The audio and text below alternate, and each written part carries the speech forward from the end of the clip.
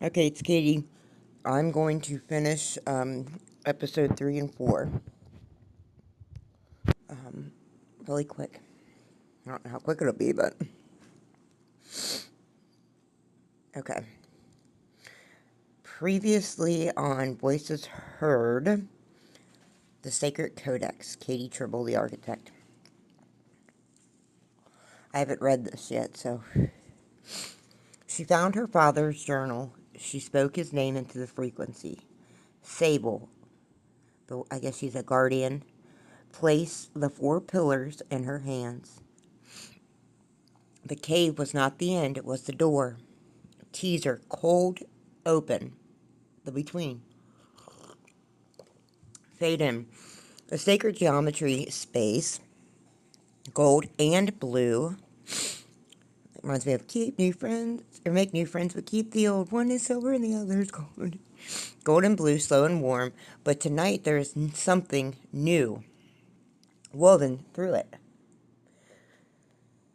Not, not music exactly, not yet. Something beneath music. The place music comes from before, it has words.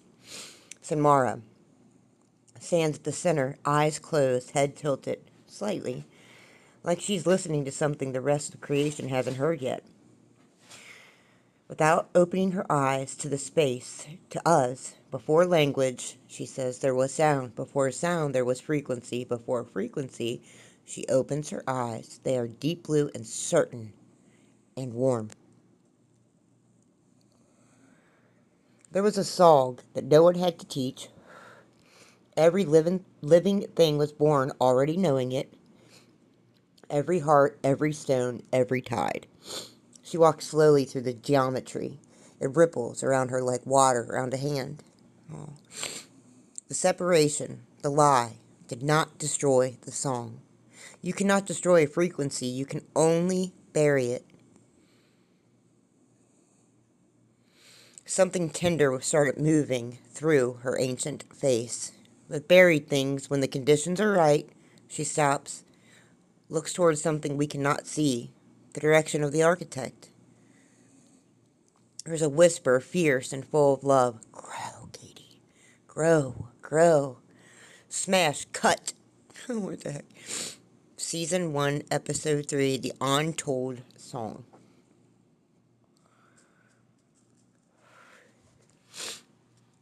The hearing. Place, location, Kate's apartment. It was in the morning. 3 days since the library. The white board has grown. New threads, new connections. The 4 pillars anchored to the 126, anchored to the 313, anchored to sacred geometry diagrams she's been drawing. And every margin of every page she owns. Her father's journal sits on the desk beside hers, not open but present, the way a person can be present. The architect sits at the desk with headphones on, and that's exactly what I'm doing right now. That's weird. She's been editing the How to the Why episode, playing it back, listening to her own voice, the way she used to be afraid to. The way she used to be afraid to, that's true. She presses pause. Kate's inner voice. She thinks to herself, my father wrote in this journal for years, and he wrote it toward me, knowing I'd find it, knowing I'd need it, which means something inside himself, which means somewhere inside himself he knew who I was before I did. She pulls off the headphones, sits back. Something is different this morning, and she hasn't named it yet. The room feels louder, not with sound, with something else. She looks at the window. A bird is on the ledge outside. Small, brown, ordinary, and around it she blinks, a faint shimmer, not gold, something greener, lighter, the frequency of something small and alive and completely itself. She blinks again, it's gone. Out loud, confused, curious, but not afraid. Okay, that was new. Geh. She stands, goes to the kitchen, the upstairs neighbors walking around, the familiar thud of footsteps above her. And with the footsteps, she tilts her head. There is something else, a color in the sound, gray, blue, heavy, the frequency of someone who is carrying something they haven't told anyone. Looking up at the ceiling, soft, Kate yells, "Hey, neighbor," through the wall. She doesn't know his name, but she can feel his weight this morning, like it's sitting in the room with her. Is this what Sable meant? Is this what Kartef was preparing me for? Because it's one thing to see your own frequency. It's a completely different thing to start hearing everyone else's. She grabs her coat, her journal, the recorder. She needs air. She needs to understand what's happening to her before it gets louder. City streets in the morning. She walks, and now the city is alive, differently. Every person she passes carries a color. She can almost see. Every conversation she is near has a frequency she can almost hear beneath the words. A man arguing on his phone, sharp, orange, and jagged. Not cruel, but wounded. Defending something he's afraid to lose. A mother pushing a stroller, singing under her breath, and the baby's frequency rises to meet hers. Two small suns finding each other, yellow, white, and warm. The architect stops and watches this for a moment, with something close to reverence. Two teenagers laughing outside a shop. Their frequencies are tangled together, green and gold, the beautiful chaos of people who are just beginning to know themselves through knowing someone else. I used to walk through this city, I thought, and see strangers. Now I walk through it and hear an orchestra. Everyone playing, most of them not knowing they're playing. Some of them, the sad ones, convinced their instrument is broken. She passes a woman sitting alone on a bench, late 40s, well-dressed and perfectly composed. Around her, the architect slows, sound, deep, slow. The frequency of someone who has been singing a song entirely alone for a very long time. Not a sad sound, not exactly. The saddest sounds are the ones that were beautiful once, and still are, and nobody hears them.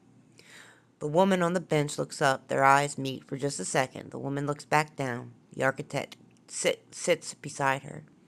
Not because she planned to, because something in her could not. Simply, gently, outer voice, no performance, just direct. I hope today is easier than yesterday. The woman looks at her, surprised. A long pause. The woman on the bench, quietly, like something releasing. It's actually the same as yesterday, but she stops, something crossing her face. Almost a smile, almost not. Thank you. The architect nods, stands, keeps walking. I don't always need to do more than that. Sometimes the work is just seeing someone out loud, letting them know the frequency got through. Back at the radio station, WUNB, midday. Darius is eating lunch at his desk. When she walks in, he takes one look at her face.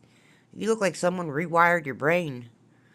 Sitting across from him, something is happening to me. Good something, or I can hear things, not with my ears exactly. It's more like she struggles for the language.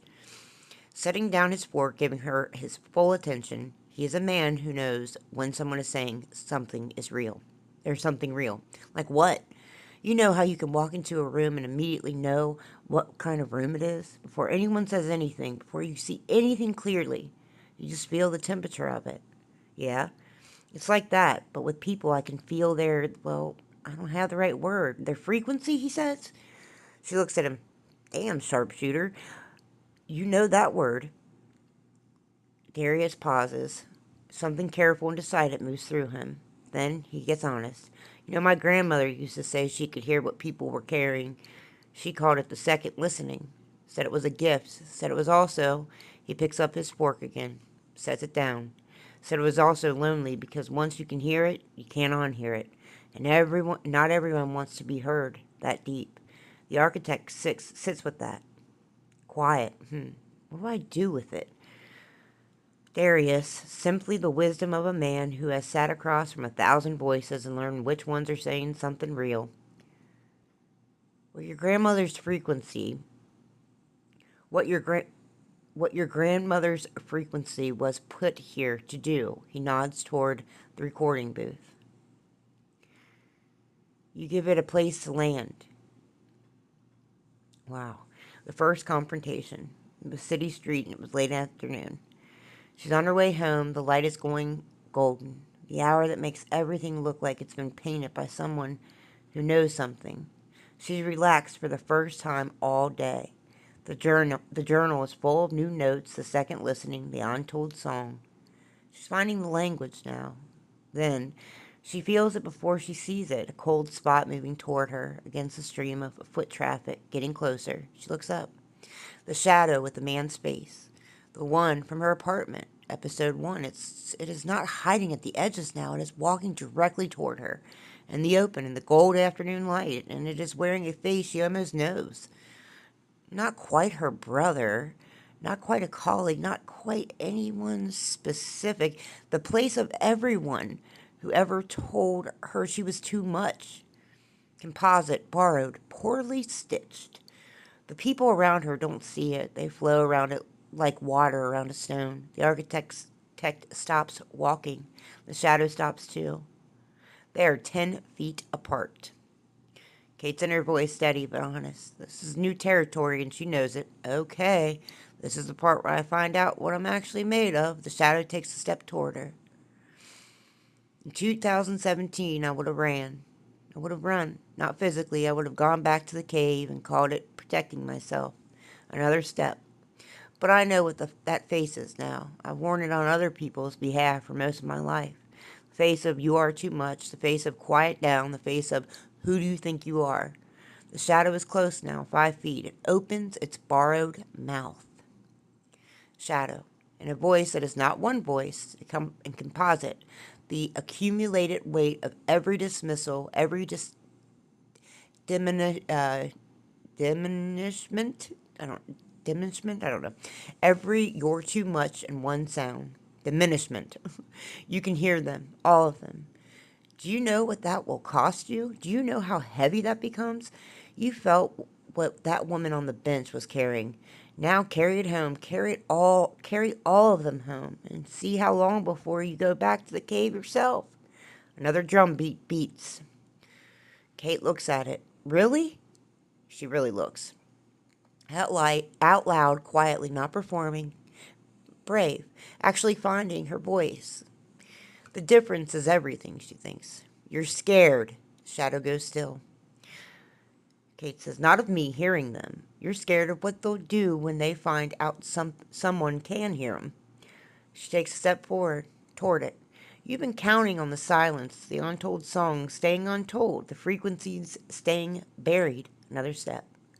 But I can hear them now, and I'm going to give them a place to land. She is standing right in front of it now.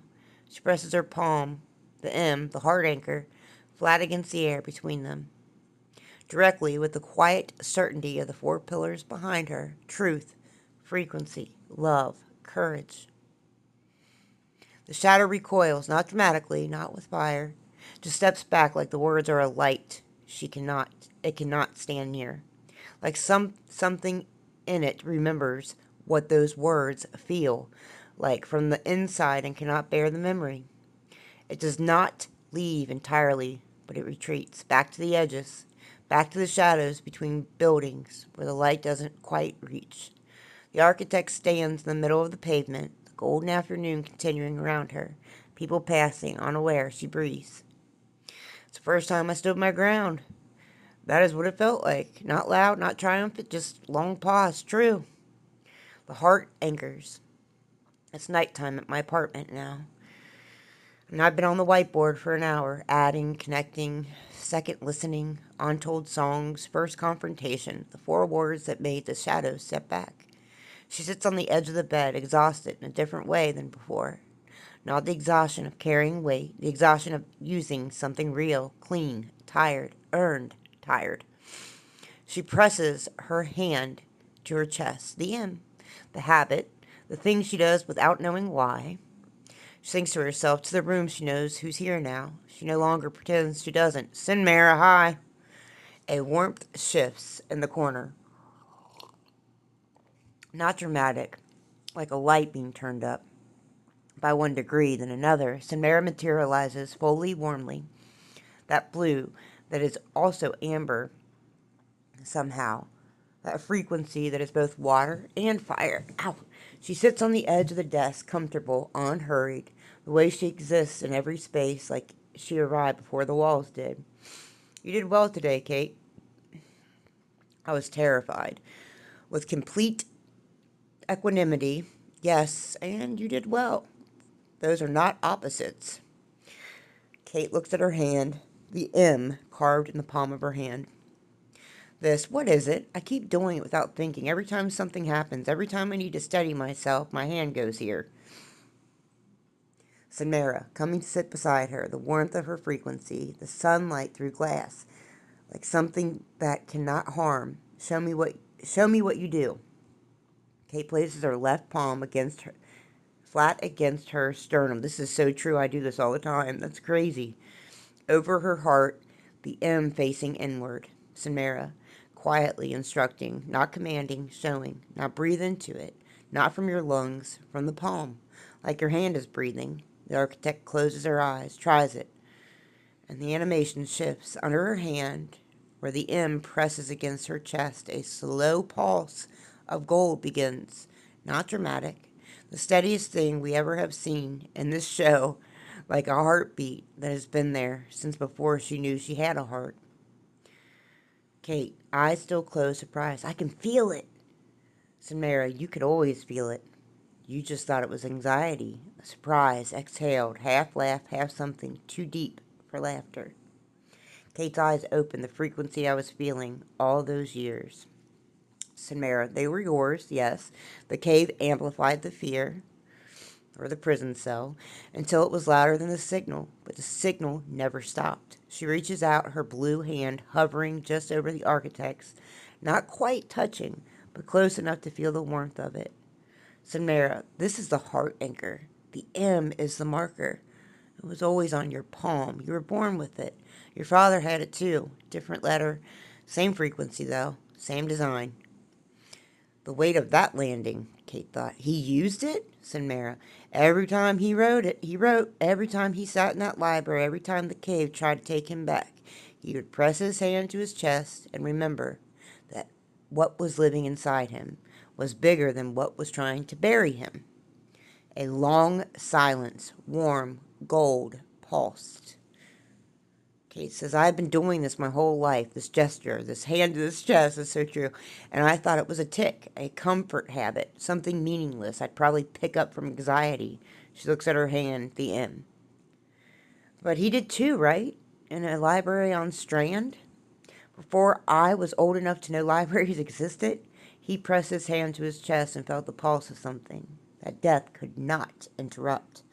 Samara, gently, this is the lesson, the one she has been building toward since the cold open. When you feel the shadow come, when the second listening gets too loud, when the cave tries to call you back, completing it, she knows, hand to heart. Hand to heart, Samara says. And remember what lives there. The architect looking at her. What does live there? Samara had the warmest smile, the one she has been holding since episode 1, saving it for exactly this moment. Oh, the song. It's a beat drum. Samara, the untold song, the one the separation, lie, said was too much, too loud, too deep, too... Kate, finishing her own words from episode 1, heard differently now from the inside. Whatever it is that makes people uncomfortable when someone actually feels things, Samara, it was never a flaw. She meets the architect's eyes. Samara continued. It was always the signal, the clearest signal, the one the shadows cannot reproduce because it requires something they chose to give up. Kate, what did they give up, Samara, simply with the certainty of someone who watched it happen? The willingness to feel it, to love fully without guarantee. They chose certainty over frequency, control over song. And they've been trying to silence everyone who still chooses the song ever since. Because your existence is a reminder of what they gave away. The architect sits with this, the fullness of it. Kate slowly, a new understanding forming like bedrock, layer by layer. So when I stand my ground, when I say truth, frequency, love, courage, it is not a weapon against them, said Mara, nodding, the quiet joy of someone watching a student arrive at wisdom they were always going to find. It's an invitation. It's a frequency they remember. It's a song they still know, even if they're pretending they don't. Kate looks toward the direction the shadow retreated earlier. That's why it stepped back, not because it was afraid of me, because it remembered. Samara said softly, yes, Kate, hand pressing gently to her heart. The heart anchor activated alive. I'm not fighting the darkness, I'm singing to it, Samara. The warmest thing she has ever said. This is what she's been holding since before time started keeping track. Now you understand the work? The architect's apartment. Later, she's at the mic.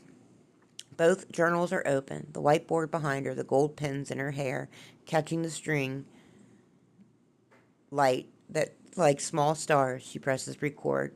Kate goes into the mic, the inner and outer voice fully unified, now rich, certain, open. This is episode 3. I'm calling it the Untold Song because every person I walked past today was singing one, under the noise, under the composed space, under the I'm fine, and the brisk walking, and the headphones, and the performed indifference, she breathes. Every single person carrying a frequency they were told was too much. A song they were told wasn't good enough, or wasn't the right kind, or wasn't the right time, or wasn't, she stops. But it was always good enough. It was always the right kind, and it was always worth singing. She looks at her palm. The M presses it to her heart, feels the gold pulse. So here's what I want to tell you. Whoever is listening at whatever hour this frequency finds you, I can hear your song, even through the radio, even through the screen, even through all the miles and all the noise and all the years of being told to quiet down. I can hear it. A beat, again, a drum, her voice gentle and fierce and certain all at once. And it's extraordinary. In the corner, Senmera, and the other corner, Kartev. Both of them present, both of them watching, the gold and blue of them filling the room with a warmth the mic will somehow carry, because frequency does not require permission to travel through walls and wires and the space between people who have not found each other, who have not yet found each other. Kate continues, barely above a whisper, most important thing she has said yet. You don't have to sing it loud. You don't have to sing it perfectly, and you don't have to sing it for anyone who won't listen. She leans toward the mic. Just don't stop singing it. The world is made of what we put into the air, and you were born knowing the song. She sits back. Kartev, quiet to Senmera, the weight of the long work, the relief of the right moment. The heart anchor is activated. Senmera, watching the architect with the love of someone who was present at the very first heartbeat in the dark. She's beginning to understand the work is not about her. Kartev, it never was, Samara. The truest thing said simply. But she had to find herself first, before she could find them. They stand together in the gold-blue warmth, 2 pillars, 2 frequencies, the 313 made living. On the desk, between the 2 journals, the light of the recorder blinks, red, steady, alive, a heartbeat in the dark, carrying the song out into the frequency, out into whoever needs it. Fade to gold. Over the gold in the architect's handwriting, the song was never lost. It was waiting for your voice. Select start. Next episode, 126, proof of no one's property fade out. Let me see what time it is. Let me see, baby. I don't know. Oh, okay. Oh, I'm good, baby. Okay. Voice is heard. Okay. Key developed. The second listening. The architect's gift is named and awakened. She can hear others' frequencies, the untold songs. Everyone carries beneath the composed surface. This is her specific gift. Romans 12:6. Different gifts. Same source. The first shadow, confrontation. She stood her ground, not with aggression, with the 4 pillars spoken aloud. The shadow did not leave, but it retreated, and she understood why.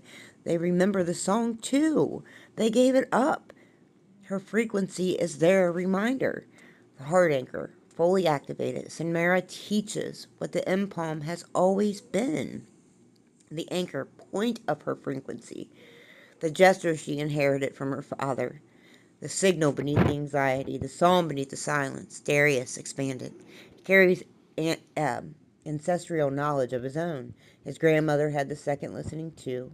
He is not a frequency carrier himself, but he is a guardian of the space where the frequencies speak.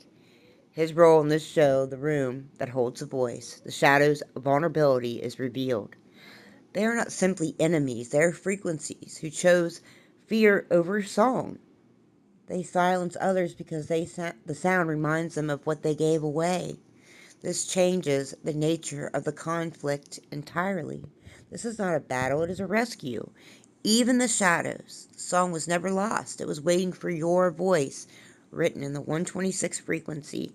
For every cosmos, every being, select start. Proof of no one's property, 126. The architect, Katie Tribble, the sacred codex, Unity Bees. She heard the untold songs of strangers. She stood her ground against the shadow. Samara taught her the heart anchor. The song was never lost. It was waiting for her voice. Cold, open, the between, the sacred geometry space. Tonight is different. Not gold, not blue, both. But braided together in a new pattern, tighter, more deliberate, like a signature, like a seal on a document. Kartev stands at the center, arms at his sides before him. Suspended in the air, the letter M, not written, not drawn, made of light, rotating slowly. Ancient, Kartev. To us, direct, measured, the weight of a teacher who has been waiting for the right student. And every civilization that remembered, the mark was left on the carrier, not as a brand, not as ownership. He walks around the floating M, studying it in the way you study something you made with care long ago and are relieved to see it intact. Kartev continued, as a frequency signature, proof of origin, proof of purpose, proof that what lives inside this vessel belongs to no earthly authority, no system, no institution, no person who ever tried to write their name on someone else's light. He stops, faces us boldly. Kartev. The M is not a mark of possession, a pause, the gold intensifying. It is a declaration of freedom. Proof of no one's property, 126, Act 1, Kirk. Kate's apartment, morning. She is at the whiteboard, adding to the map of everything. The M-palm, the heart anchor, the second listening, the 4 pillars, the 126. All of it connecting. Threads becoming architecture. Architecture becoming something that looks like a blueprint for a life that was always supposed to be built. She steps back, looks at it. Inner voice, satisfied and quiet. My father built this first, in a library, and journals, and a number he left like a key, under a mat he knew I'd find, and now I'm building the next floor? Her phone rings. She looks at the screen. Kirk. She stares at it for 4 full rings. The 5th she picks up. Outer voice, careful, neutral. Kirk? Through the phone, his voice is warm, practiced warm, the kind of warm that has been calibrated to disarm. We hear it before she does. Hey, stranger, I've been calling. I know. You okay? A beat she chooses honestly. The first pillar, even here. I'm better than I've been in years, actually. A pause, something recalibrating on his end, something that didn't expect that answer. Yeah, what changed? Looking at the whiteboard, everything changed. I started listening to myself. A silence on the line, the warmth recalibrating again, shifting toward something else.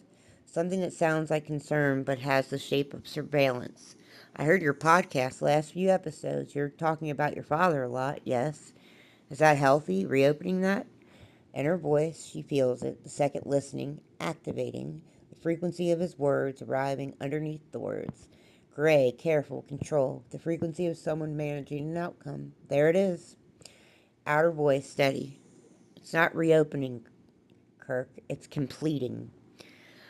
I worry about you. You always take things so far, the spiritual stuff, the numbers. I just want to make sure someone's looking out for you. The listening deepening. She can hear the gray getting grayer, the control beneath the care, and something cold along the edges, something that is not Kirk exactly, but is wearing Kirk's voice. And she has seen this before in a mask in a coffee shop, and every barred face that ever tried to make her smaller for her own good. Who sent you, Kirk? Silence. Carefully. Too carefully. What does that mean?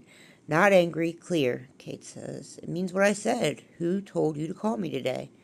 Nobody told me. I'm your friend. Gently, direct, unmoving. The heart anchor solid beneath her hand. She has placed it there without noticing. You have 11 missed calls sitting in my phone from the same week I went public with the 126, not before and after. A long silence on the line.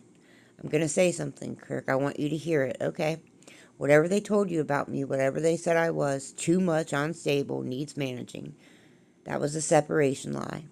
And you don't have to carry it any more than I do. Pause, which was softer. I hope you find your frequency. I genuinely do. But I can't keep answering calls from people who are listening for them. She hangs up. She stands in the middle of her apartment for a long moment. In her voice, no anger, no drama, just the clean truth. That's what freedom sounds like. It doesn't always feel like triumph. Sometimes it feels like grief. Putting down something heavy still means you were carrying it. And your arms remember. She looks at the whiteboard. She looks at her palm, the M. Proof of no one's property. No one's. Not the caves, not 2017's, no one's. She picks up the recorder. Not even my own fears. The origin of the M. At the Guardian Stable's home in the afternoon. Different from the library, more intimate. Books everywhere, but arranged by something other than the Dewey Decimal System. By feeling, maybe by frequency. Plants on every windowsill. The smell of something herbal and warm. A table with tea already made, like she knew. The architect sits across from Sable. Between them, her father's journal open. And something new, an old photograph placed gently on the table.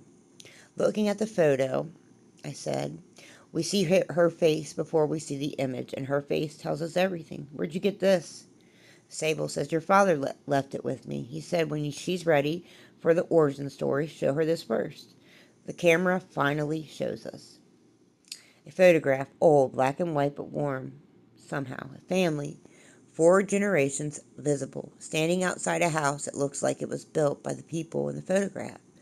And in the center of the image, a woman, a matriarch, standing straight, her left hand at her side. And even in the black and white, at this resolution, we can see it. The M on her palm. Kate, barely. Who is she? Sable said, your great-great-grandmother. Her name was Merle. She was a frequency carrier before there was language for what that meant. She laid hands on people, and the sick got up. She spoke into rooms, and the rooms changed. She pressed her palm to her chest in the way you have been pressing yours. And what came out of her was the kind of truth that couldn't be owned by any institution or any man or woman who tried to put his or her name on it. Kate, the enormity settling like something salt in her chest, gold beneath her sternum, warm and old. She had the second listening now. Sable says, all the women you see in your line have had it. Some of them ran from it. Some of them were silenced by it, by people who feared what they carried. Some of them went into caves and stayed longer than they should have, gently looking at Katie. But none of them lost the M. It is on the palm, it is in the DNA, and it is in the frequency that passes from James to James to James, and now to the daughter, who will carry it further than any of them could see from where they stood. Looking at her palm, the M in a completely new light now, ancient and undeniable. It's not a coincidence, Sable says. Nothing about you is a coincidence. Kate says, I spent so many years believing I was an accident of my personality, too much by mistake, loud by malfunction, feeling things too deeply because something in me was always broken. She traces the M on her palm with her fingertip. But what if it was a blueprint? What if every single thing they called a flaw was a frequency? What if the reason I couldn't be quieted was because I wasn't built for quiet? I was built for signal. She looks up at Sable.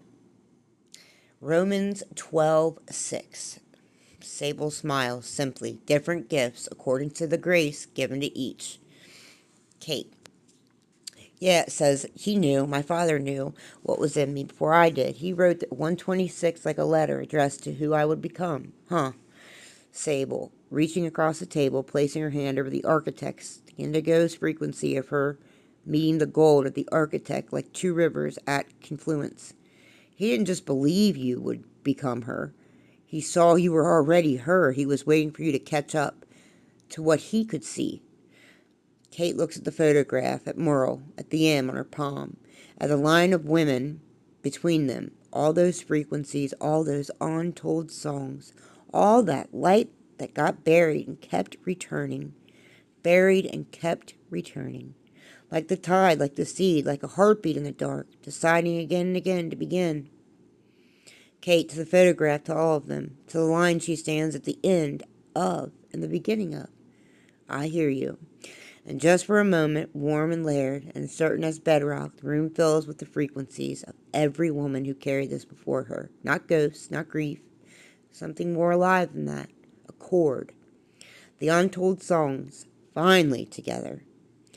Kate, the poem rising. This is a poem for all of them. I'm not the first to press this hand to this chest and feel the world trying to decide if it was ready for what was inside me, but I might be the first to record it, to put it in the frequency, to send it out into the air where it cannot be buried or borrowed, face silenced or called too much ever again, because sound, once released, a breath, belongs to everyone and no one, which means it can never be taken, which means it was never anyone's property, which means she presses her palm to her chest, gold, steady, ancient, alive. Neither was I. The first real episode. Community radio station. It was evening time. Later, the station is quiet, off hours, just her and Darius, who has stayed because he knew something was coming tonight. He can feel it too, in his own way. Not the second listening, but the version that comes from years of sitting across from people who are about to say something true. She sits behind the mic, both journals on the desk, the photograph. Sable, let her keep it, propped against the mic stand. Merle looking at her across the century. Darius leans into the intercom. Are you sure you want to do this one live? No editing, no delay? She looks at the photograph. She did it without a mic. I think I can manage with one. Let me check the time. Okay. Darius holds up 5 fingers. 4, 3, 2. On air. Sign glows red. And the animation blooms the way it always does when she speaks. The station filling with the invisible sacred geometry, the gold notes floating in the air, the frequency going out into the city, into the bus, into the barber shop, into the school locker, into the parking lot, to every person sitting at whatever hour they needed it the most. Into the mic, the clearest she has ever sounded, the most herself, inner and outer voice so unified. They are indistinguishable now. Good evening, I'm the architect, and this is Sugar-Coated Madness now. She opens her father's journal to the page with the 126. Kate speaks. Tonight I want to talk about property. Specifically, I want to talk about the lie that you are someone else's. She looks at the photograph. I found out today that my great-great-grandmother had a mark on her palm, the same mark I have on mine, that she pressed it to her chest the same way I do every day without knowing where I learned it, without knowing it was a memory living in my body that predates my body. A pause. They tried to own what she carried. They tried to put their name on her light. They tried to call her gift madness, call it witchcraft, call it disorder, call it anything that made it something they could not control. Her voice going low and certain. But it didn't work. She's still here, in my palm, in my frequency, in this mic. In her cup with the city, the young woman on the bus sitting up straighter, the old man in the barber shop closing his eyes, the girl at her locker breathing, the man in the parking lot staying, and new ones now, the new people. The frequency is finding a woman in the car, hand pressed to her own chest, not knowing why. Teenager alone in his room, recorder app open on his phone, saying his first word into it, just his name, like he is finding out if it is real. An elder woman, hand on her Bible on the radio station, murmuring, yes, yes.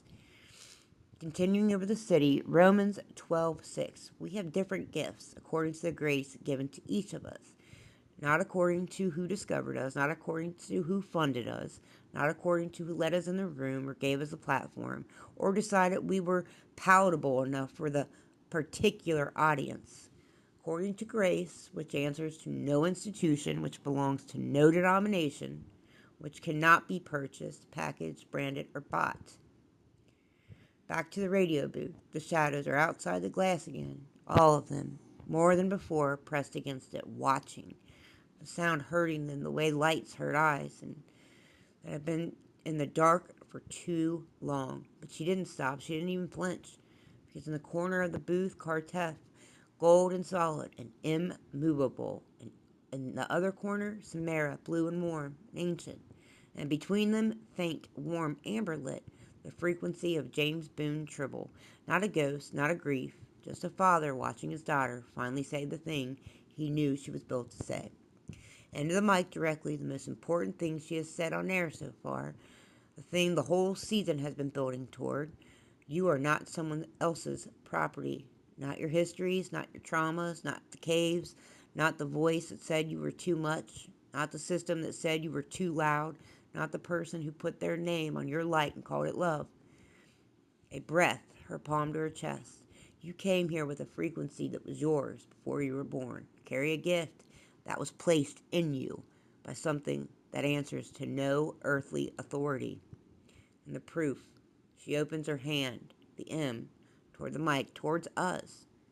Kate, soft and fierce and unbreakable, is in your palm, is in your pulse, is in the fact that you're still here, whatever hour this finds you, still breathing, still carrying the frequency they could not take. Another beat on the drum.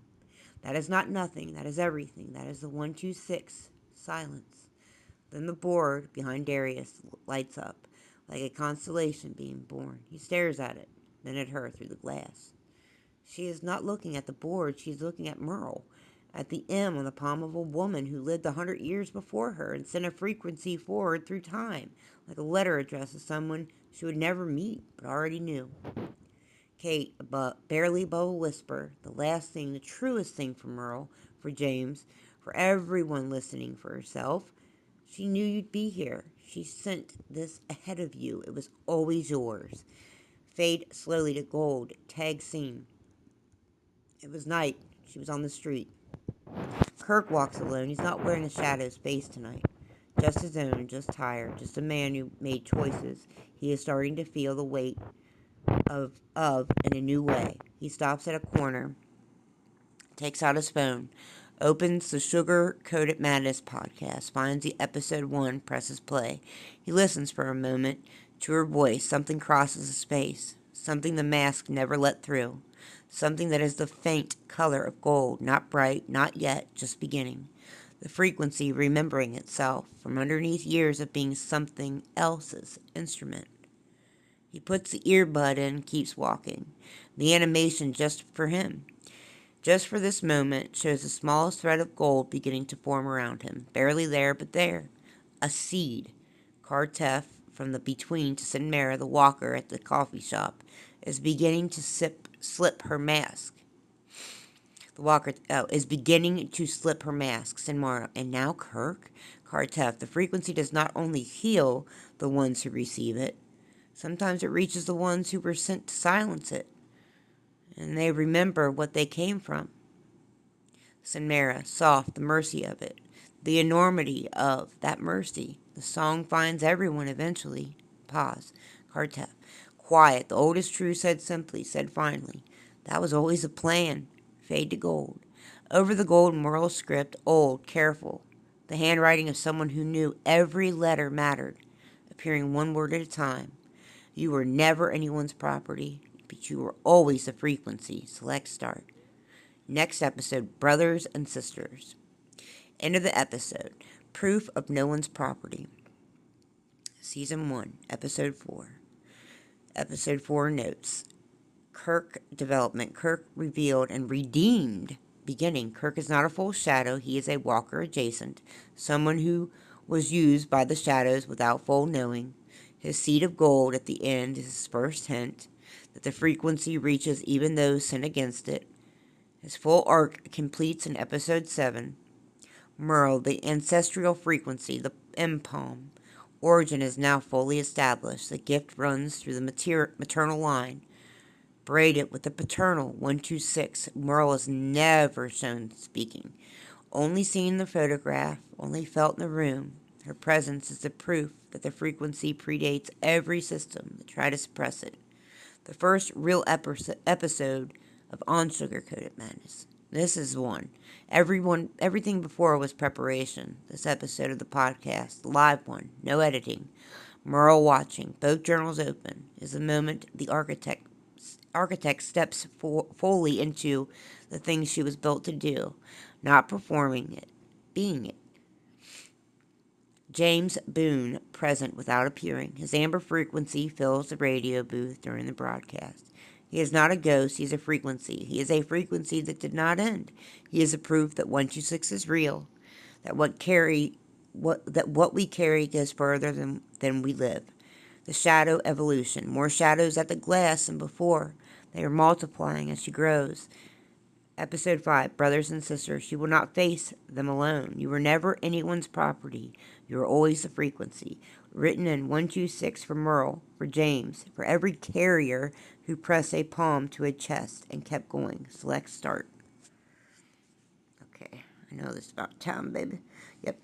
Alright, I'm going to read that Atlas one later, but alright, love you guys. Hey guys, it's Kate. I'm going to finish reading the last this season. I'm going to finish it out and read it with you guys. Even though I'm going through stuff, and we all go through stuff, I have to remember, if I truly trust God, then I already know it's going to be okay, no matter what anybody does.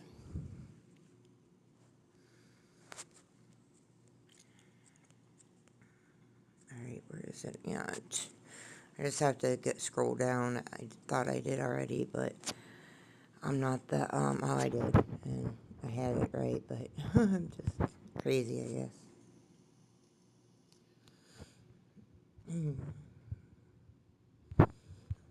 Here it is. Okay. So this is 5, episode 5, I believe. Brothers and Sisters. Alright. She found Merle in a photograph, she said into the mic. You were never anyone's property, you were always the frequency. Even Kirk heard it, and something in him remembered. Cold open the between. The sacred geometry space, but wider tonight, expanded, like a room that has been opened into a cathedral.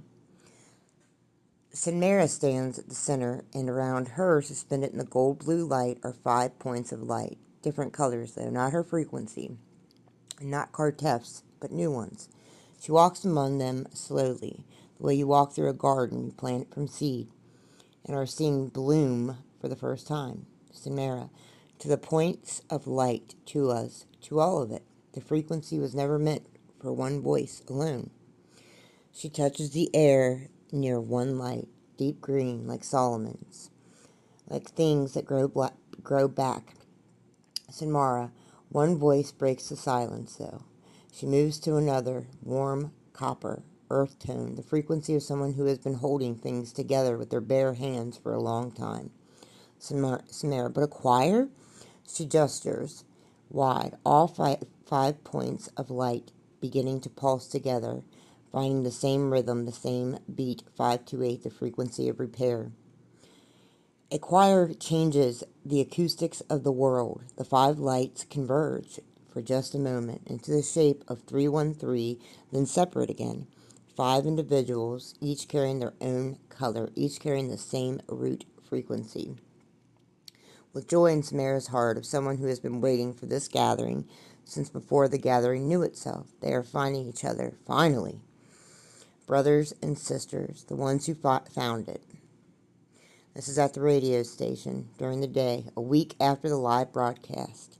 The station's inbox is different. Darius sits at the desk, staring at a screen with his expression of a man who has seen a lot of things in radio, but has not seen this. Darius, calling through the door. Kate, from the recording booth, distracted in the middle of writing. 1 second. No, come on, look at this. She comes out, looks at the screen, the inbox. Hundreds of messages. Not just listeners. Not just comments. People writing pages. Long, real, specific pages about their frequencies, their caves, their 2017s. But 5 of them are marked at the top. Darius has stared at them. These 5, I read all of them twice. Something's different about them, though. I started reading them. The second, listening, activating. As Kate reads each message, carrying a frequency she can feel through the words, through the screen, through whatever distance exists between a soul and a signal it sends. Different how?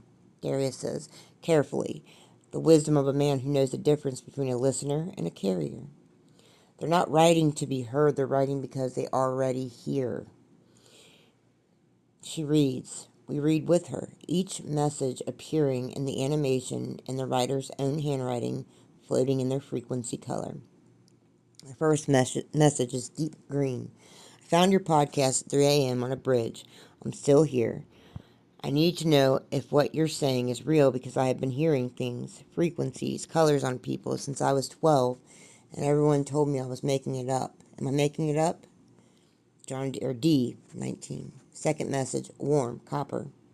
I'm a grandmother of 7, and I have pressed my hand to my chest in the way you described for 60 years without knowing why. My mother did it too, and her mother did it. Thought it was just something we did. Is there a name for what we are? May, 67. Third message, deep violet. I run a community garden in the east side. I don't know how to explain this, but plants respond to me differently than other people, like they know something I don't know. And they explain something, like they know something I don't know. I know. I heard your episode on gifts, and I cried for an hour. Not sad crying, recognition crying, of Theo, who's 34 years old. Fourth message, bright silver. I'm a mathematician. I don't believe in any of this. But the numbers you talked about, 313, 126, 528, I ran them through 3 different frequency models, and they keep producing results that shouldn't be possible. I don't have a framework for what I'm finding. Do you? Dr. Ra, 41. Fifth message, warm amber. My son used to listen to you. He died 6 months ago. Before he went, he made me a promise to find whoever was talking about the 126 and tell them the frequency doesn't end. He said to say that exactly that. He said you'd know what it meant. I'm not sure I understand, but I keep my promise. Patricia, 5-8. She is very still, Kate. Then Darius says quietly, 5 people, 5 completely different lives, all arriving at the same door?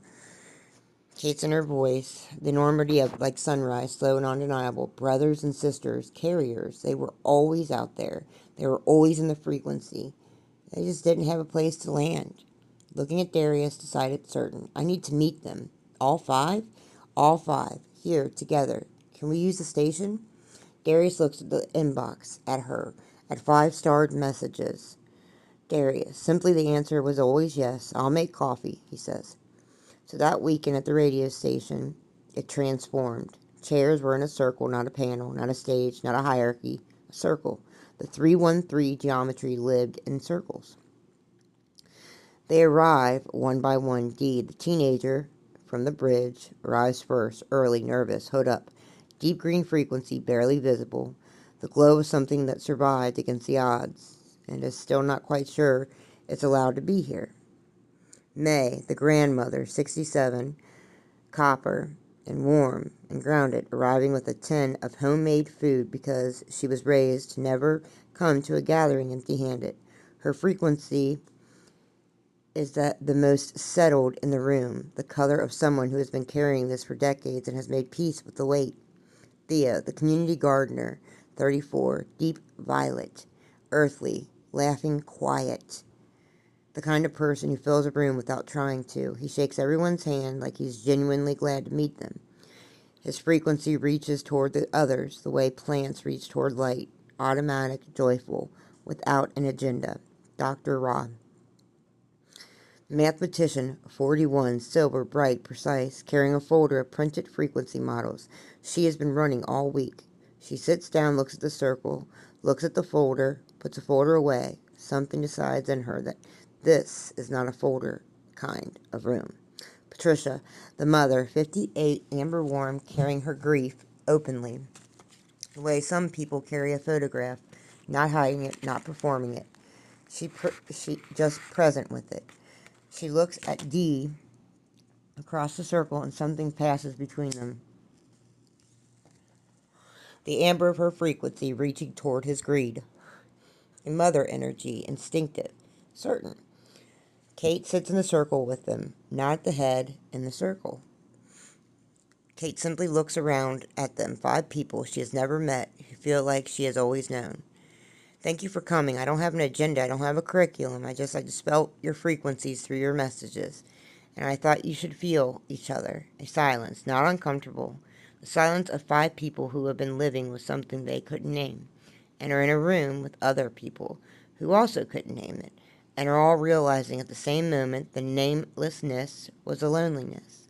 The thing itself was never a problem. May. That's crazy, I call my dog Fannie Mae. Simply looking around the circle. I knew there were others. My mother said there would be others. She said, keep the hand to the chest, and eventually the chest finds its people. Dee looks at her, something unlocking his face. Dee, you do that too? The hand thing? May, since before you were born, baby. Dio, to Katie. The numbers you talked about, 313, I looked them up. I've been planting in those intervals for 3 years without knowing why. The yield shouldn't be what it is. My garden doesn't make sense by any archaeological models. Or agricultural models, sorry. Dr. Ray's or Ra. Quietly from her seat, she put the folder away, but she remembers what's in it. The 528 frequency accelerates cellular repair and plant tissue. There are peer-reviewed studies. Most of the scientific community isn't sure what to do with them. A pause. She is deciding something.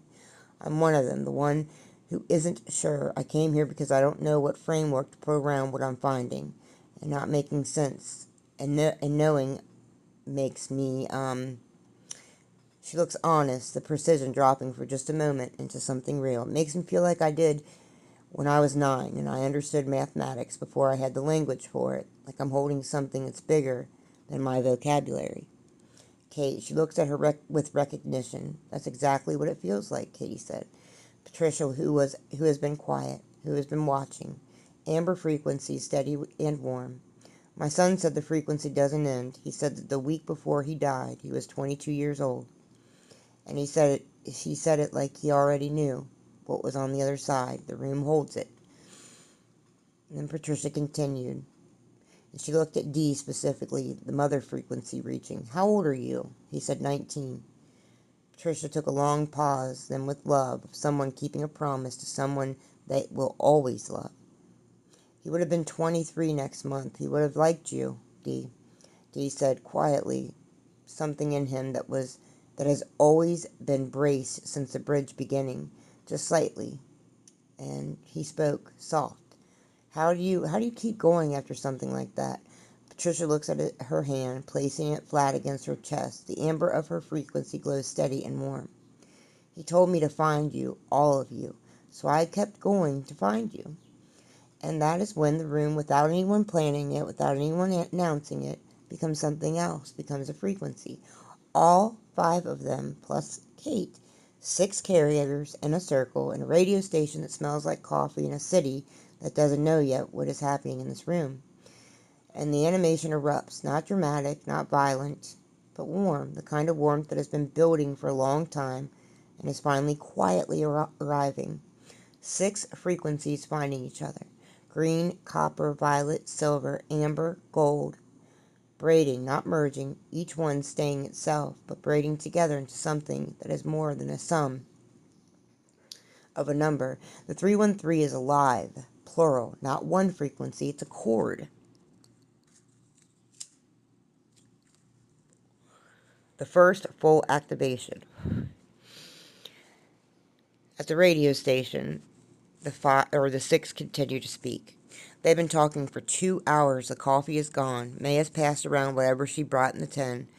The folder is out again, and Dr. Raw has been drawing frequency diagrams that Theo keeps recognizing from his garden, and Dee keeps nodding at like music he knows. Patricia has been listening to all of it, with the stillness of someone who is filing everything away to tell her son about later, whatever that means now, whatever the frequency allows. Kate's looking around the circle, the second listening, fully open, the choir of their frequencies, filling the room with something she's only beginning to have words for. Here, can I try something? They all look at her. In the episode, I talked about the heart anchor, the hand to the chest. I've been doing it my whole life. May has been doing it her whole life, looking at each of them. I want to know what happens when 6 people do it together. Pause. Then May, without hesitation, the certainty of 67 years, places her left palm flat against her chest. Then Theo, then Patricia, then Dee. Slower, more deliberate, like he is claiming something he wasn't sure he was allowed to claim. Then Dr. Raw, precise, curious, the scientist who put the folder away, her hand to her chest like a hypothesis. She is genuinely ready to test. And Kate was last, the M against her sternum, the gold pulse beginning. In the room. The animation has never done this before. Each frequency, each color rising from each chest, rising with each palm, not competing, not canceling, harmonizing. 6 frequencies, 6 colors, braiding upward in the sacred geometry pattern. The 313 spinning at the center of the room, like something has been trying to exist and has finally been given enough voices to fully sound. The frequency of repair. In the room, real, felt. Dee, his eyes were open now, wide, whispering. Do you feel that? Theo, nodding, the violet of him reaching toward everything. Yeah, I do. Dr. Ross, she barely whispers, the scientist, undone but certain. The math is right. Whatever this is, the math is right. May, eyes closed, smiling. She has felt this before in smaller forms, alone, but never like this, never plural, and never a choir. There it is, babies.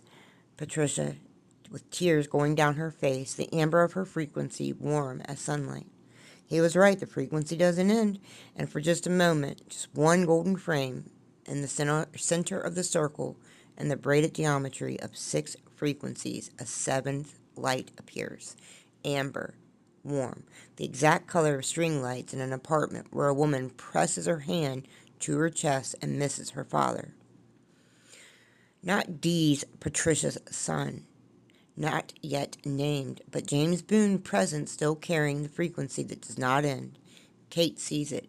She does not speak. She closes her eyes, breathes, lets it be true. The poem coming from somewhere below language. Thought I was building something. I thought I was the architect of this, but you cannot architect a choir. You can only open the room and trust the voices already know the song. The Unity Bees network begins. Now at the radio station it was evening. The circle has loosened into something more like a gathering. People standing, talking in pairs, the frequency still braided, even an ordinary conversation. Dee is talking to Theo about his garden, the green reaching toward the violet, genuine curiosity, the beginning of friendship that will matter more than either of them knows yet. Dr. Raw is at the whiteboard. Darius let her borrow it, drawing frequency models and showing May how the numbers correspond to what May has always felt in her chest. May is teaching her what she knows about the hand position, like mudras, the breath, the anchoring, the mathematician, the grandmother, each given the other language for something they have always both known. Patricia now sits by the window, and Katie comes to sit beside her. Looking at the city, Patricia says, do you believe the frequency goes on after someone dies? Katie, quiet, honest, not performing, but certainty, speaking with affirmity. I believe it in the way I believe in my father's handwriting in a journal that was written for me before I knew I needed it. Something carries forward. I don't have the full vocabulary, but yes, I believe it carries. Patricia says, well, he sent me here. I know that sounds crazy. I know how it sounds. Katie says, it sounds exactly right. Patricia looks at her. What do we do now, all of us? Katie looks around the room at all of them, the choir of them, the colors of them braided, even now in the air. She learned to read. We meet again. We build a space for this, online, accessible. Somewhere that a kid on a bridge at 3 a.m. can find 6 people who feel what he feels, and knowing he's not making it up. Unity Bees, the architect. Unity Bees, that's what Katie said. That's what Patricia said. She says it like a first word, like a name being given to something that was alive before it had a name. In the corner of a room, Samara and Karteth both present, both watching the golden blue of them warming on the edges of everything. Sinmar to Karteth, quiet full. The network is forming. Karteth, the relief of a long vigil, finally reaching its purpose. The 313 is plural now. Samara, looking at the six of them, the choir, the frequency, the beginning. This is what the shadows cannot stop. They can silence one voice. Karteth with certainty, with the weight of everything he has guarded. Toward this moment, they cannot silence a chord. Or a choir. Sorry. That was crazy that went off just as oh, whatever, reading that. Okay. I'm making cinnamon bread. And it just went off. My oven doesn't work very well. It's broken. It takes like 2 hours to make toast. I'm not kidding. Anyway, I'm still grateful. Fade to gold. Theo's community garden at night.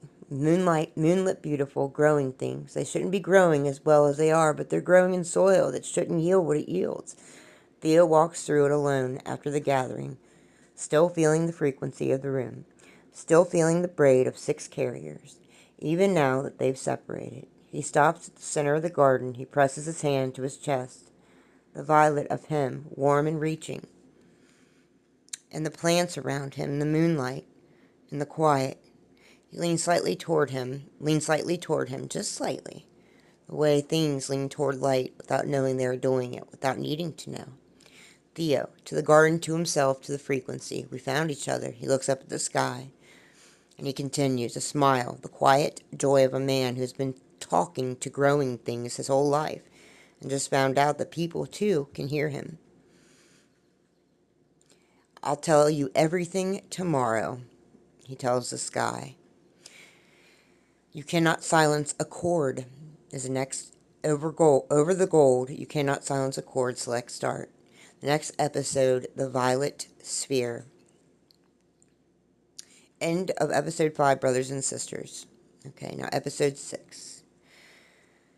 Previously, 6 frequencies found each other. 313 became plural. The Unity Bees network was named. You cannot silence a chord. Cold open the between. The sacred geometry space, but tonight, wrong. The gold is there. The blue is there. But at the edges, a pressing darkness, not the cave, not empty, active, organized, but intentional. The shadows have gathered, not the usual scattered forms, dozens of them now, arranged, the borrowed faces aligned in the same direction, like an audience watching a stage. They're centered the media executive shadow, the one from the corporate office, the one with the fuck you money, the one who told the walker find the new one. He stands at the front of the gathered shadows like something that has made a decision. Media executive, the shadow. To the gathered shadows, not a voice, a frequency, cold, organized, the opposite of 528HC, but a signal designed to interfere. 6. There are 6 of them now. One voice was manageable. One voice we could redirect, discredit, exhaust, distract.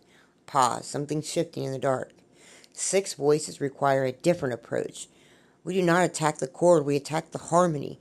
Find the crack between the frequencies. Find the one who doubts. Find the one who is still fragile. Find the one who hasn't decided yet if they believe what they are carrying. The shadows disperse into the dark, except one. The walker standing still, the mask on her face slipping, the edges of it loose and tired, as she watches the media executive shadow go. To the empty between, barely sound, she says, I used to know that song. A pause. She presses her hand for one frame, just one, against her chest, then removes it, straightens, walks into the dark. But the frame stays with us for one breath longer. Smash, cut. The violet sphere. It was nighttime at Dee's apartment. A crack they find. Smaller than Kate's, younger, less settled, the apartment of someone who is not sure yet how long they're staying, anywhere. One poster on the wall, a mattress on the floor, a phone charging on the carpet beside it. Dee sits against the wall, earbuds in, listening to the podcast, the green of him visible, present, alive.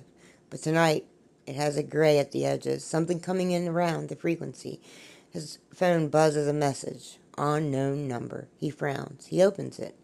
The message reads, You know she's performing, right? The architect, Kate. Frequency, the numbers. It's a brand, a product. She told you what you needed to hear, to keep listening. That's what they do.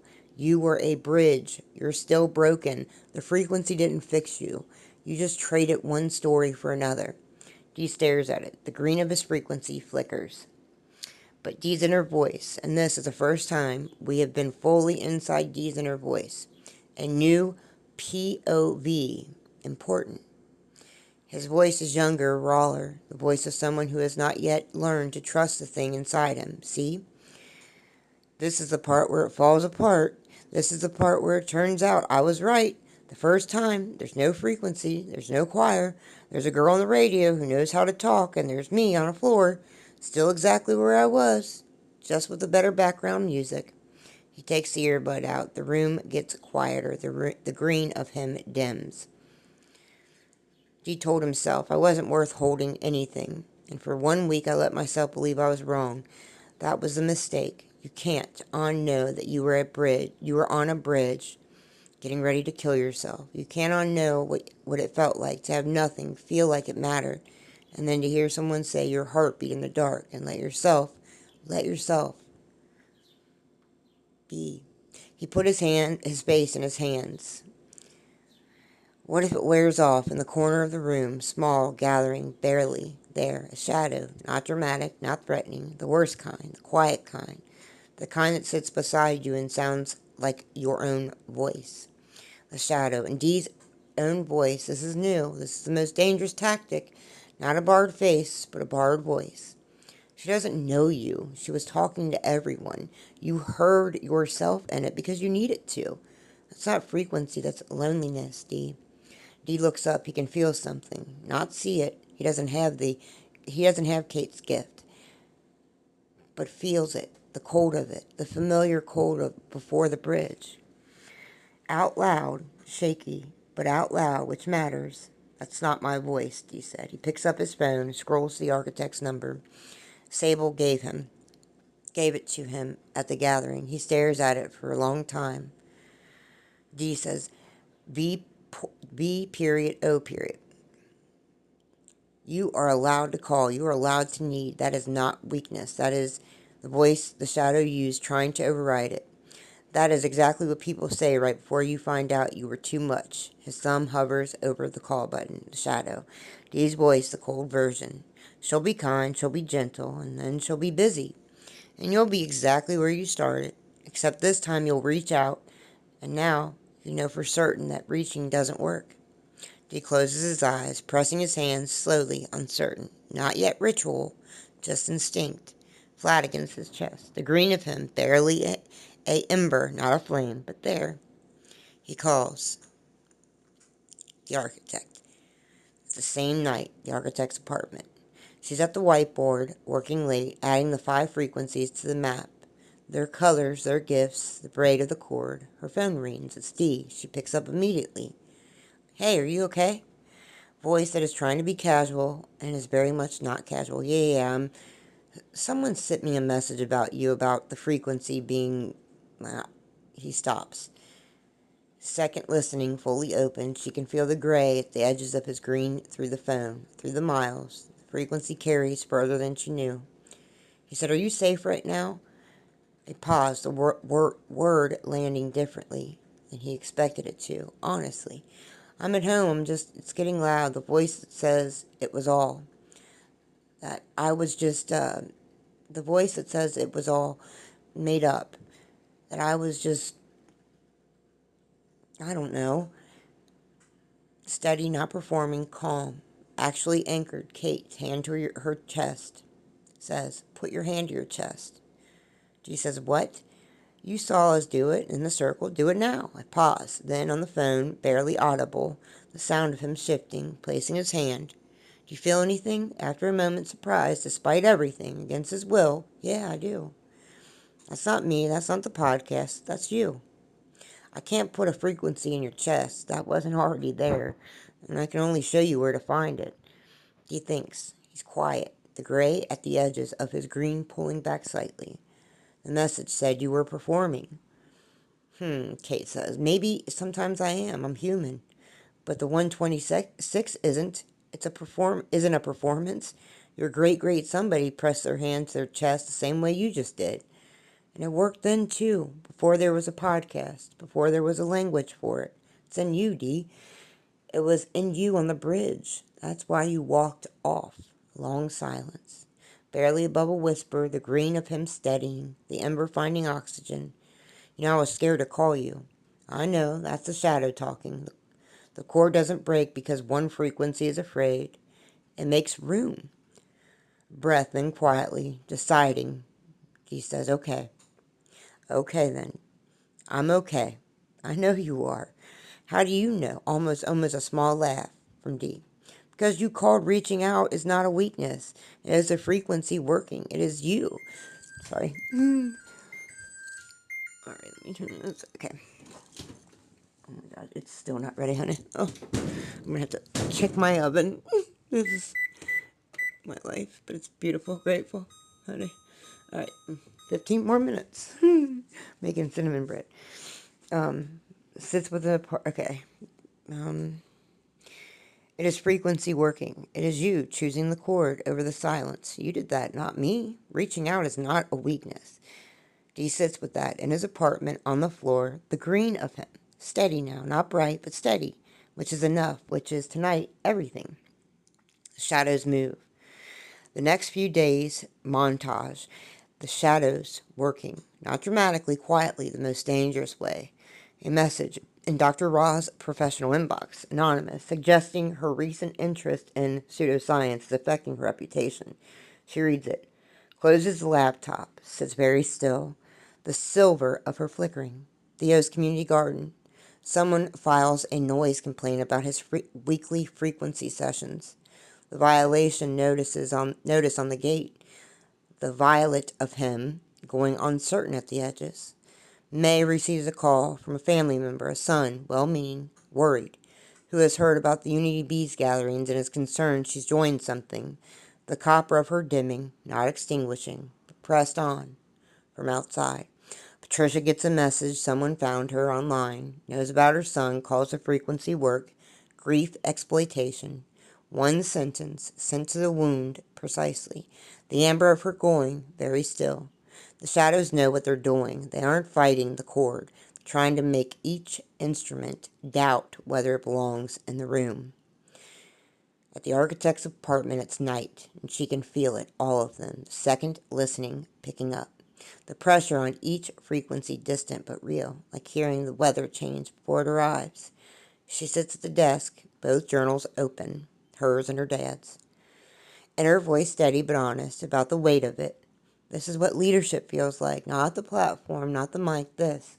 Feeling 5 people being pressed on from the outside, and knowing you are the one who opened the door and let them in, knowing that your frequency called them forward into a space where the shadows could see them more clearly. She puts her hand to her chest. Did I really do that? Did I make them targets? Kartef manifesting, solid, certain, in the corner. His presence, the answer to the question before the words catch up. They were already carrying the frequency. The shadows already knew them. Isolation does not protect the carrier. It just makes them easier to silence. The architect looks at him. Together they're safer, huh? Kartef says, together the chord is harder to crack than any single note. The shadows know this. That is why they are working at the spaces between. The doubt between frequencies, a gap between one carrier and the next.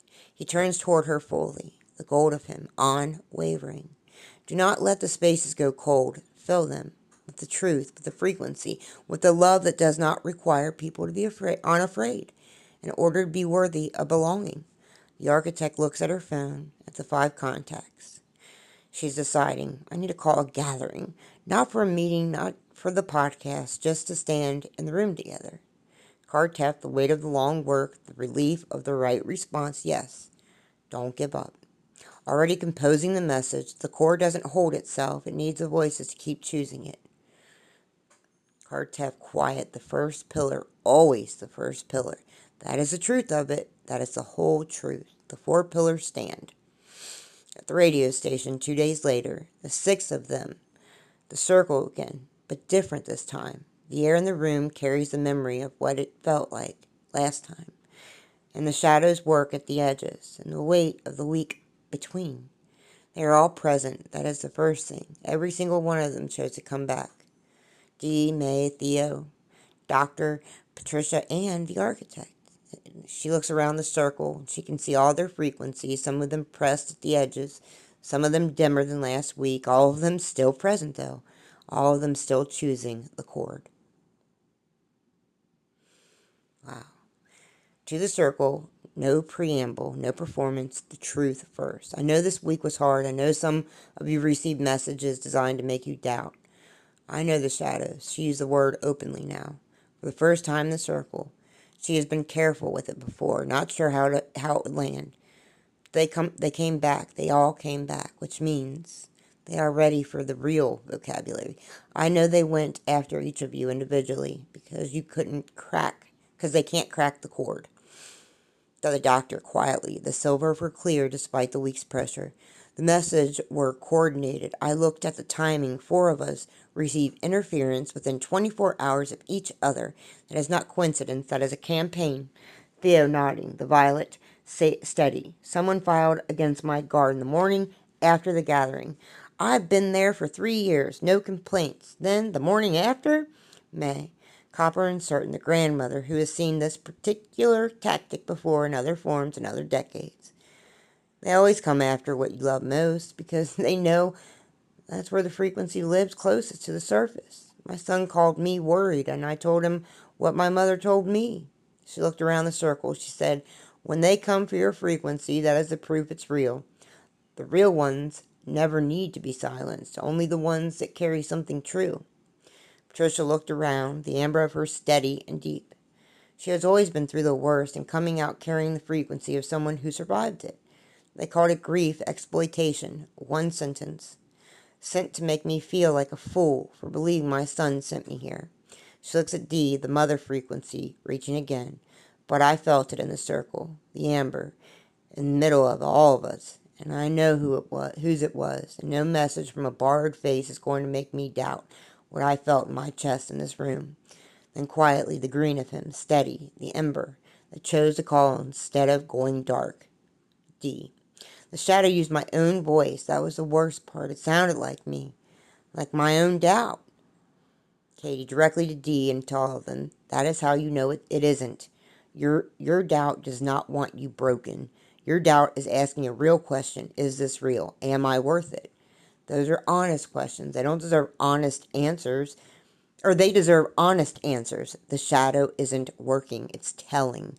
And what it's telling you is always the same. Looking around the circle, she says, give up. You're alone. Nothing holds. Go back to your cave. Stay isolated. She stands, goes to the whiteboard on the wall, picks up a marker, writes 4 words, large, clear. Truth, frequency, love, courage. The 4 pillars. My father found them in the 126, and I'm going to tell you what they mean, not as rules, as the thing you all already carry. She faces the circle. Truth, not facts. Presence. The thing that stays when everything else leaves. The reason D pressed his hand to his chest before he called me, because something true was still in there, even when the voice said it wasn't. That's truth. Doesn't argue, it just stays. She touches the word. Gold light pulses from it. Faint, real. Frequency, the signal you carry, not what you do with it, just that you carry it. May has been carrying hers for 60 years. The doctor carries hers in numbers. Theo carries his in growing things, and Dee carries his in the fact that he survived something that wanted to end him. And instead of disappearing, he showed up. Green, light, copper, violet, silver. Each word becoming each person's color. Love, not the easy kind, the kind Patricia's living, the kind that keeps a promise to a 22-year-old across whatever distance death creates. The kind that says, I will find your people. I will tell them the frequency doesn't end. The kind that drives 70 miles to a circle and brings food and sits with strangers because love was never supposed to stay inside one heart. Amber, warm and certain, steady. And courage, not the absence of fear. Dee calling me from the floor, the doctor putting the folder away, Theo standing in his garden, the morning after the violation notice and pressing his hand to his chest and telling the plants anyway. May answering a worried son's call and saying, I know what I felt. Patricia reading one cruel sentence and choosing to come back anyway. There was a pause. That's courage, not thunder. The quiet kind. The kind that just keeps showing up. White light, all of them. The 4 colors of the pillars. Braiding with the 5 frequencies of the color and the gold of the architect. Into something that fills the room to the ceiling and beyond. 313, plural, alive. In the corner, Sinmara and Kartef together, watching. The gold and the blue of them, adding to the chord without overwhelming it. Let me see if this is it's not getting warmer. Boy, sorry, I know this is kind of crazy. I'm doing this right here. Baby. Hold on. Oh, boy. Okay. Samara watches the architect, the love of someone who knew this was coming before the architect was born. She is not asking who she is anymore, Kartef. She is not asking what she is for anymore. What she is for anymore. Samara, the truest thing, said softly, said with all of it. She is doing it. Fade to gold. It's night at a corporate office. The media executive shadow is alone. The barred face very still, looking at something on the screen. The UniB's platform, the growing numbers, the 6 frequencies, standing in a circle, it could not crack. The walker enters, stands at the door. Without turning, the shadow. Report. Walker, a pause, longer than it should be, the cord held. Media executive shadow, I see that. Walker, the young one nearly broke, though. But that architect, she felt it through the distance. She felt his frequency going dim, and she called him back. Media, executive, shadow, finally turning the eyes wrong, as always. The thing beneath the mask, the second listening. Walker, she gets stronger, A silence. The media executive shadow turns back to the screen. The shadow. Then we move to the next phase. Something in her, the mask shifting, the thing she touched when she pressed her hand to her chest. In the between, just one frame, not yet resolved but present, asking the question quietly. What if we can't stop them? The cold of it, the organized dark. We don't need to stop them. We need to make everyone else afraid to listen. The walker stands in the doorway, the mask on her face, the question underneath it. The question has a color, very faint, old gold, fade out. Over the gold, the cord doesn't break. It makes room. Select start. No more enslavement is the next episode. Okay, so this is Season 1 character frequency chart. The Architect, Gold, the anchor frequency. Sable, Deep Indigo, the Threshold Guardian. Kartef, Gold, the Pillar of Truth. Samara, Blue, Amber, Pillar of Love. James Boom, Warm, Amber, the Carry frequency. And Morel, Ancient Gold, the Origin frequency. Deep Green, Things that Grow Back. May, Warm Copper, Things Held Together. Theo, or the O, Deep Violet, Things that Reach Toward Light. Dr. Raw, Bright Silver, Things that Measure Truth. Trisha, Warm, Amber, Love that Keeps a Promise. The Walker, Gold Beneath the Mask, Remembering. The Media Executive Shadow, Cold, Organized, Dark.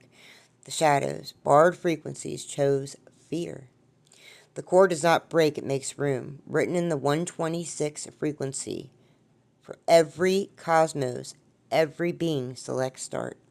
Alright, and the next one's No More Enslavement, but I'm gonna try to see what's going on with my cinnamon bread because I'm hungry, baby. Alright, I'll talk to you guys later. Bye.